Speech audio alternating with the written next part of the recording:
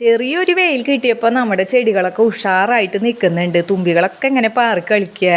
അപ്പോൾ നമ്മൾ ഇന്നലെ ഗ്രോ ബാഗൊക്കെ ഒരുക്കി വെച്ചല്ലോ, അതിൽ കുറച്ച് തക്കാളി തൈകളൊക്കെ നട്ടിരുന്നത് നല്ല രീതിക്ക് തന്നെ നിൽക്കുന്നുണ്ട് കേട്ടോ.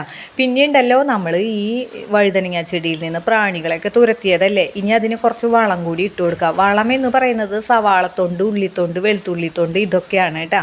അത് കടക്കയിലേക്ക് അങ്ങോട്ട് ഇട്ട് കൊടുത്തതിന് ശേഷം നമുക്ക് മണ്ണ് വെട്ടി ഇട്ട് കൊടുക്കാം കേട്ടോ. മണ്ണ് വെട്ടി ഇട്ട് കൊടുക്കുന്നത് എന്തിനാന്ന് വെച്ചിട്ടുണ്ടെങ്കിൽ ഇത് അടിയിൽ പോകാനും, അതുമാത്രമല്ല നമ്മുടെ കോഴിമക്കൾ കണ്ട ചിക്കി ചകഞ്ഞ് പുറത്തേക്ക് കാട്ടിക്കളയേ.